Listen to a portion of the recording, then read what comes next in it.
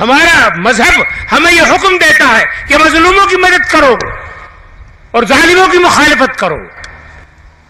ہم اس لیے مظلوموں کو اکٹھا کر کے ان کی مدد کی صورتیں نکالنے کے لیے کوشش کرنا اپنا دینی حق سمجھتے ہیں, فرض سمجھتے ہیں, اور ہمیں اس کام کو کرنا چاہیے اور ہر ایماندار کو اس کا ساتھ دینا چاہیے.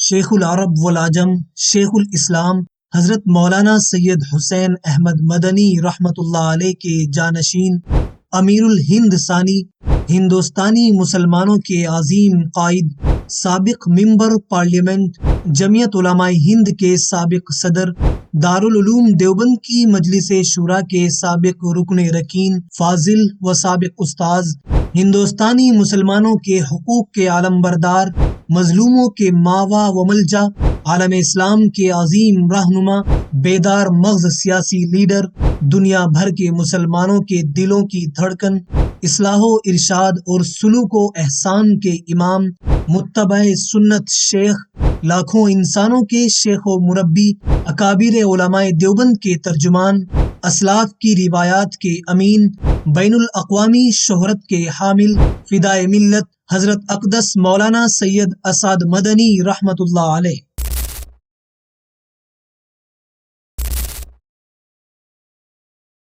بیسویں صدی کے نصف آخر میں جن عظیم شخصیات نے ہندوستان کی علمی و روحانی اور سیاسی و سماجی فضا میں اپنی زرعی خدمات کے گہرے اثرات مرتب کیے ہیں، ان کی مختصر سے مختصر فہرست میں امیر الہند حضرت مولانا سید اسعد مدنی نور اللہ مرقدہ کو متنوع خدمات اور بعض امتیازی اوصاف و کمالات کی بنیاد پر نمایاں مقام حاصل ہے. حضرت شیخ الاسلام رحمۃ اللہ علیہ کے افکار و خیالات کی تعبیر و ترقی میں جو اہم رول ادا کیا ہے اور ملک کے چپے چپے میں اپنی خدمات سے ہندوستانیوں کو جس طرح گراں بار کیا ہے، ان کی وجہ سے آپ کی عظمت کے نقوش ان کے ذہن و دماغ پر ہمیشہ ثبت رہیں گے اور آپ کی مبارک زندگی ہندوستانی تاریخ کا اہم باب بن کر آئندہ نسلوں کو مشعل راہ فراہم کرتی رہے گی. امیر الہند فدائے ملت حضرت مولانا سید اسعد مدنی رحمۃ اللہ علیہ کی شخصیت اس دور میں جہد مسلسل اور حق کی حمایت کے لیے شبانہ روز محنت اور جد و جہد کا عنوان تھی. آپ کی 80 سالہ زندگی کے بیشتر لمحے قوم و ملت کے لیے وقف رہے. آپ کی مخلصانہ اور دور اندیشانہ رہنمائی سے ملت اسلامیہ برابر مستفیض ہوتی رہی. مولانا مرحوم اپنے عظیم والد کے نقش قدم پر چلتے رہے. جب کبھی دین و ملت کے خلاف کوئی نازیبا بات سامنے آئی، وہ سینہ سپر ہو جاتے اور آواز اٹھاتے. تاریخ میں ایسی شخصیات کم گزری ہیں جنہوں نے سیاست کے ساتھ اصلاح باطن کو بھی جمع کیا اور عوامی و سماجی زندگی میں رہتے ہوئے بھی علمی اشغال اور تزکیہ نفس کی طرف توجہ کی. حضرت مولانا سید اسعد مدنی رحمۃ اللہ علیہ 6 ذی قعدہ 1346 ہجری 27 اپریل 1928 عیسوی کو بروز جمعہ اسلامی علوم و ثقافت کے مرکز دیوبند میں پیدا ہوئے. آپ نے جس گھرانے میں آنکھیں کھولی وہ وقت کے باکمال اہل اللہ، صاحب نسبت شرفا اور بزرگوں پر مشتمل ایک معروف خانوادہ سادات تھا. آپ کے والد محترم حضرت مولانا سید حسین احمد مدنی رحمۃ اللہ علیہ کی شخصیت محتاج تعارف نہیں. دنیا ان کو شیخ الاسلام والمسلمین، قطب عالم، رأس المحدثین، قائد حریت، ماہر دین و شریعت، متبع سنت، شیخ طریقت، جواں مرد و جفا کش اور صابر و شاکر انسان کے طور پر جانتی ہے. آپ کے دادا حاجی شاہ سید حبیب اللہ صاحب مہاجر مدنی نور اللہ مرقدہ بھی نہایت پاک باز، خدا ترس، ذاکر و شاغر اور حب نبی سے سرشار شخصیت کے مالک تھے. معروف بزرگ حضرت شاہ فضل الرحمن صاحب گنج مراد آبادی قدس سرہ کے قریبی متوسلین میں آپ کا شمار ہوتا تھا.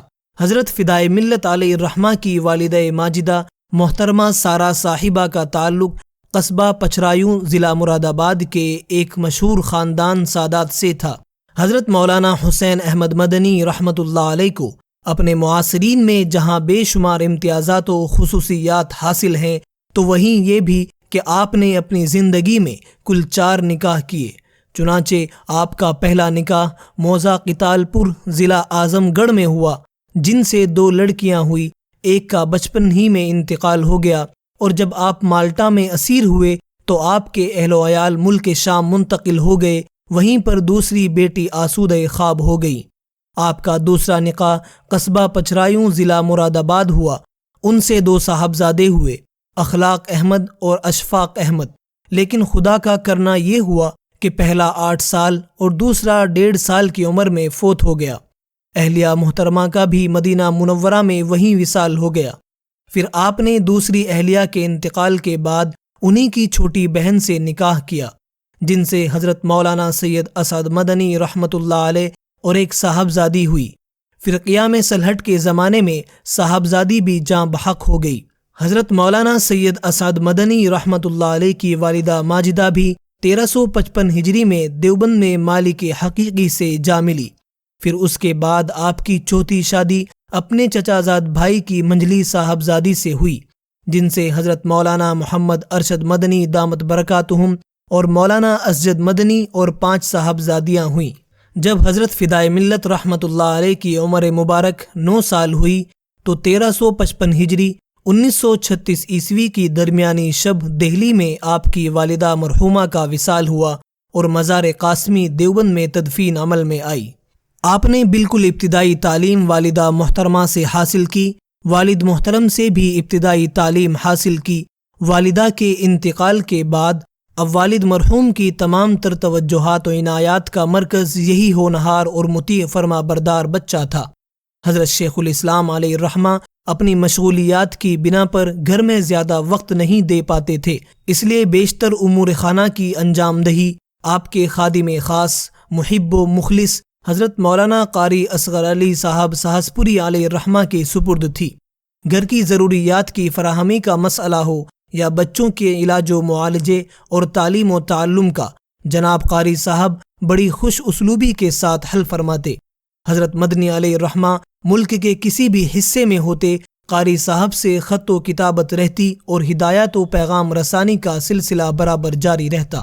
حضرت مولانا سید اسعد مدنی رحمۃ اللہ علیہ 28 محرم 1361 ہجری کو دارالعلوم دیوبند میں قافیہ کی جماعت میں داخل ہوئے اور 8 سال زیر تعلیم رہ کر 1368 ہجری 1949 عیسوی کو دارالعلوم دیوبند سے فارغ التحصیل ہوئے۔ آپ کے اساتذہ میں شیخ الاسلام حضرت مولانا حسین احمد مدنی رحمۃ اللہ علیہ، حضرت شیخ الادب والفقہ مولانا اعزاز علی امروہوی رحمۃ اللہ علیہ، شیخ المعقول والمنقول حضرت علامہ محمد ابراہیم بلیاوی رحمۃ اللہ علیہ، حضرت مولانا سید اصغر حسین دیوبندی رحمۃ اللہ علیہ، حضرت مولانا فخر الحسن مراد آبادی رحمۃ اللہ علیہ، حضرت مولانا مفتی مہدی حسن شاہ جہاں پوری رحمۃ اللہ علیہ، حضرت مولانا جلیل احمد کیرانوی خادم خاص حضرت شیخ الہند رحمۃ اللہ علیہ وغیرہ شامل ہیں۔ جب حضرت مولانا سید اسعد مدنی رحمۃ اللہ علیہ شادی کی عمر کو پہنچے تو حضرت مولانا حسین احمد مدنی رحمۃ اللہ علیہ جیل میں تھے۔ بیٹی کی شادی کی فکر لاحق ہو جاتی ہے، اور کیوں نہ ہو جب کہ سنت اور احادیث نبویہ کی پابندی آپ کی طبیعت ثانیہ بن چکی تھی، اس لیے جیل ہی سے شادی پر اصرار شروع کر دیا۔ گھر والوں نے بہت چاہا کہ شادی مؤخر ہو جائے اور حضرت رہائی پانے کے بعد خود نکاح پڑھائیں، لیکن آپ اس پر راضی نہ تھے۔ بہرحال حضرت کی عدم موجودگی ہی میں حضرت فدائے ملت علیہ الرحمہ کی شادی ہمراہ صاحبزادی مولانا سید احمد صاحب علیہ الرحمہ عمل میں آئی۔ نکاح بعوض مہر فاطمی۔ حضرت مولانا اعزاز علی صاحب رحمۃ اللہ علیہ نے 15 شعبان 1363 ہجری کو نکاح پڑھایا اور دوسرے دن دیوبند میں مختصر سا ولیمہ کر دیا۔ ان سے آپ کے ایک صاحبزادے احمد اسعد 26 محرم 1370 ہجری کو مدینہ منورہ میں پیدا ہوئے۔ 1370 کے اواخر ہی میں اہلیہ محترمہ کا وصال ہو گیا۔ دارالعلوم دیوبند سے فراغت کے بعد اسی سال ماہ رمضان المبارک میں والد محترم حضرت مولانا حسین احمد مدنی رحمۃ اللہ علیہ کے دست حق پرست پر بیعت ہوئے اور مراحل سلوک طے کرنے شروع کیے۔ حسن اتفاق کہ اسی سال 1368 ہجری میں مدینہ منورہ جانے کا پروگرام بن گیا۔ حضرت شیخ الاسلام علیہ الرحمہ خود اپنے صاحبزادے کو رخصت کرنے کے لیے بمبئی تک تشریف لے گئے۔ حضرت فدائے ملت علیہ الرحمہ مدینہ منورہ چلے گئے اور ذی الحجہ 1369 ہجری تک تقریباً 1 سال وہیں قیام رہا۔ دیار رسول میں قیام کے لمحات کو غنیمت جانا، ریاضت و مجاہدے نے مزید جلا بخشی اور سونے پر سہاگے کا کام کیا۔ والد محترم حضرت مولانا حسین احمد مدنی رحمۃ اللہ علیہ کے وصال کے بعد شیخ الحدیث حضرت مولانا محمد زکریا صاحب کاندھلوی رحمۃ اللہ علیہ نے حضرت مولانا شاہ عبد القادر رائے پوری صاحب رحمۃ اللہ علیہ کے حکم سے خلافت دی، اور حضرت شیخ الاسلام رحمۃ اللہ علیہ کے خلفاء نے بھی اجازت بیعت سے نوازا اور جانشین شیخ الاسلام مقرر کیا۔ پھر آپ شوال 1370 ہجری اگست 1951 عیسوی کو دارالعلوم دیوبند میں مدرس مقرر ہو گئے۔ آپ نے یہ خدمت 1382 ہجری 1962 عیسوی تک انجام دی۔ اس 12 سال کے عرصے میں درجات متوسطہ کی کتابیں زیر درس رہیں۔ اس کے بعد قومی و ملی اور ملکی خدمات کی وجہ سے دارالعلوم دیوبند سے مستعفی ہو گئے۔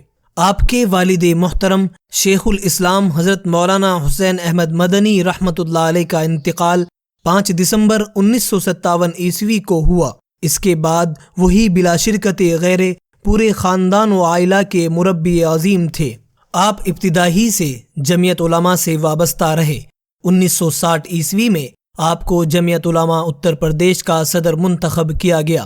9 اگست 1963 عیسوی کو حضرت مولانا فخر الدین مراد آبادی رحمۃ اللہ علیہ کی زیر صدارت آپ کو جمعیت علماء ہند کا ناظم عمومی بنایا گیا۔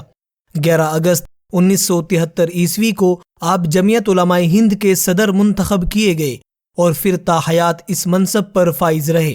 1968 عیسوی میں راجیہ سبھا سے ممبر پارلیمنٹ منتخب ہوئے اور 1994 عیسوی تک ممبر رہ کر پارلیمنٹ میں ملک و ملت کے تمام مسائل کی پوری جرأت و بے باکی کے ساتھ ترجمانی کی۔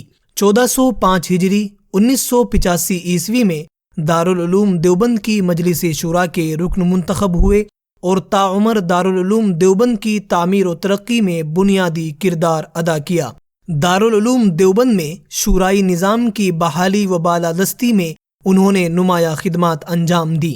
دارالعلوم دیوبند کی نشأت ثانیہ کے بعد اس کی تعلیم و تبلیغی خدمات کی توسیع و ترقی میں ان کا بڑا ہاتھ تھا۔ جمعیت علماء ہند کے پلیٹ فارم سے آپ نے ہندوستانی مسلمانوں کی مثالی قیادت کی اور بے لوث خدمات کی ایک روشن تاریخ رقم کی۔ ملک میں مسلمانوں کو پیش آنے والے تمام چیلنجوں کا ڈٹ کر مقابلہ کیا اور ہر موڑ پر ملت اسلامیہ کی شاندار قیادت کی۔ آزاد ہند میں مسلم اقلیت کی خدمات کے حوالے سے ان کا نام تاریخ میں جلی حروف سے لکھا جائے گا۔ 1968 عیسوی میں جامعہ ازہر مصر کی اسلامی تحقیقات اکیڈمی کے نمائندے منتخب ہوئے اور 1968 عیسوی، 1970 عیسوی، 1971 عیسوی اور 1972 عیسوی میں اس کی چوتھی، پانچویں، چھٹی اور ساتویں کانفرنس منعقدہ قاہرہ میں شریک ہوئے۔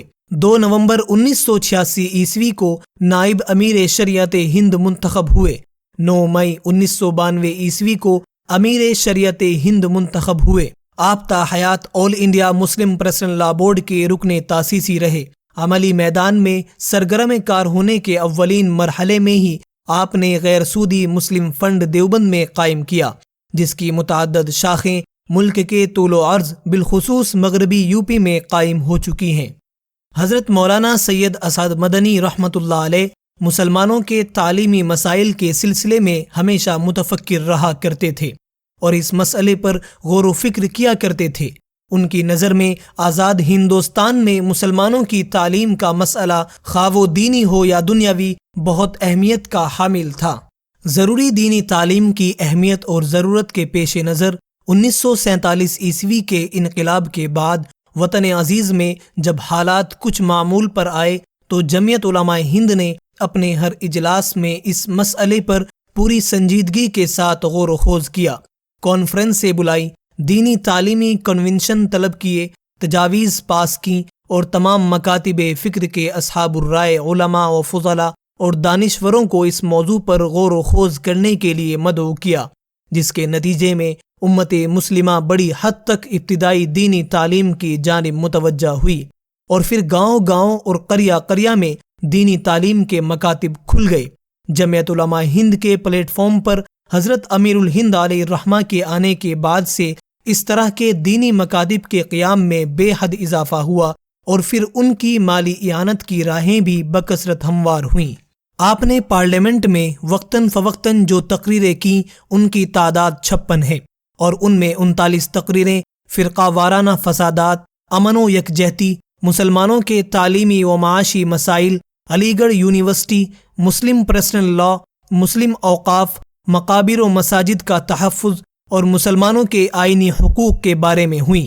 آپ کی ایوان بالا راجیہ سبھا کی تقاریر کا مجموعہ صدائے حق کے نام سے شائع ہو چکا ہے۔ ہندوستانی مسلمانوں کی تاریخ میں بابری مسجد کی شہادت ایک ہولناک باب ہے۔ حضرت مولانا سید اسعد مدنی اور خود جمعیت علماء ہند من حیث الجماعت بابری مسجد کی واگزاری کے لیے ہمیشہ سرگرم عمل رہیں۔ حضرت مولانا کے دور میں جن اہم کانفرنسوں کا انعقاد کیا گیا ان میں دینی تعلیمی کنونشن، جمہوری کنونشن، اوقاف کانفرنس، تعلیمی و ملی کانفرنس، فرقہ واریت مخالف کنونشن، قومی اتحاد کانفرنس، تحفظ شہریت کانفرنس، تحفظ شہریت کنونشن، قومی کانفرنس، یکساں سول کوڈ مخالف کنونشن شامل ہیں۔ حضرت فدائے ملت مولانا سید اسعد مدنی رحمۃ اللہ علیہ امت کی اصلاح و تربیت کے لیے ملک و بیرون ملک مختلف مقامات پر رمضان کا قیام کرتے رہے۔ بنگلہ دیش، آسام، بہار جیسے کشن گنج، گیا، بھاگلپور وغیرہ، اور تقریباً 25 سال سے دیوبند میں آپ کا قیام رمضان ہوتا رہا۔ اس قیام سے امت کو جو نفع ہوا اس کا اندازہ لگانا حد احساس سے باہر ہے۔ حضرت رحمت اللہ علیہ کے تقریباً 300 مجازین ہیں۔ لاکھوں کی تعداد میں لوگوں نے آپ کے دست اقدس پر بیعت کی ہے۔ آپ کے طفیل سے کتنے گم شدہ راہ انسانوں کو صراط مستقیم پر چلنا نصیب ہوا۔ علماء، دانشوران اور عوام الناس کا میلان آپ کی طرف ہوتا رہا۔ جو لوگ دین سے دور تھے ان کی صحیح اصلاح و تربیت ہوئی۔ افطار میں ہزاروں کا مجمع ہوتا۔ بعد نماز مغرب مہمان و معتکفین حضرات حضرت فدائے ملت رحمت اللہ علیہ کے ساتھ کھانا تناول فرماتے۔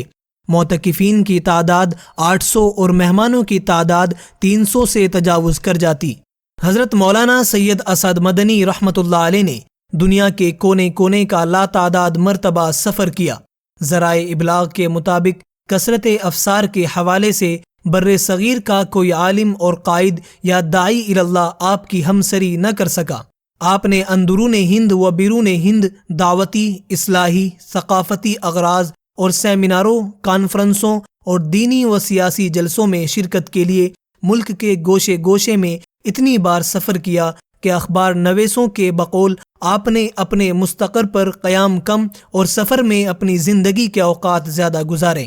1425 ہجری میں کعبہ مشرفہ کے غسل کے موقع سے سعودی عرب کی دعوت پر آپ مکہ مکرمہ تشریف لے گئے، جہاں حج و زیارت سے شرف یاب ہوئے۔ مدینہ منورہ میں قیام کے دوران شدید طور پر بیمار ہو گئے۔ آپ وہاں ایک ہسپتال میں زیر علاج رہے۔ مرض کی شدت کے کم ہونے کے بعد آپ وطن لوٹ آئے اور دہلی میں اپولو ہسپتال میں زیر علاج رہ کر ایک مدت کے بعد صحت یاب ہو کر گھر واپس آ گئے، لیکن صحت کی قدرتی حالت بحال نہ ہو سکی۔ 5 نومبر 2005 عیسوی شوال 1426 ہجری کو آپ ویل چیئر پر دارالعلوم کی مسجد رشید سے دیوبند میں اپنے گھر واپس آ رہے تھے کہ اس سے پھسل گئے، جس کے نتیجے میں دماغ میں گہرا زخم آیا، دماغ کی رگیں ناکارہ ہو گئیں اور آپ مفلوج ہو گئے۔ دہلی منتقل کیا گیا اور اپولو ہسپتال میں دوبارہ داخل کیے گئے، جہاں اعلیٰ سے اعلیٰ علاج ہوتا رہا، لیکن آپ مسلسل 3 ماہ تک بے ہوش رہے۔ عیادت کنندوں اور معاشرے کے ہر طبقے کے سینکڑوں لوگوں کی روزانہ آمد و رفت رہی، جو آپ کی خبر و خیریت معلوم کرنے کے لیے ہسپتال کے زیری ملاقاتی ہال میں بھیڑ لگائے رہتے تھے۔ وقت آخر آ چکا تھا، اس لیے ساری تدبیریں ناکام ثابت ہوئیں، اور آپ نے بروز دوشنبہ 7 محرم 1427 ہجری مطابق 6 فروری 2006 عیسوی کی شام کو 5:35 پر جاں آفری کے سپرد کر دی۔ سہشنبہ 8 محرم 1427 ہجری مطابق 7 فروری 2006 عیسوی کو صبح تقریباً 8 بجے آپ کی نماز جنازہ میں جو دارالعلوم دیوبند میں ادا کی گئی 1 لاکھ سے زائد علماء، مشائخ، طالبان علوم نبوت اور عام مسلمانوں نے شرکت کی اور قاسمی قبرستان میں سپرد خاک کیے گئے۔ انا للہ و انا الیہ راجعون۔ آپ نے اپنے پیچھے 5 بیٹے، 2 بیٹیاں اور 2 بھائی، ان کی والدہ محترمہ اور خاندان کے بہت سے افراد کے ساتھ ساتھ مریدوں، معتقدوں، محبین اور اہل تعلق کی بہت بڑی تعداد چھوڑی تھی۔ ہزاروں سال نرگس اپنی بے نوری پہ روتی ہے، بڑی مشکل سے ہوتا ہے چمن میں دیدور پیدا۔ اللہ تعالی حضرت کی مغفرت فرمائے، آپ کے درجات بلند فرمائے، آپ کی حسنات کو قبول فرمائے اور آپ کو جنت الفردوس میں اعلیٰ مقام عطا فرمائے، آمین یا رب العالمین۔ آسماں تیری لحد پر شبنم افشانی کرے، سبزے نو رستہ اس گھر کی نگہبانی کرے۔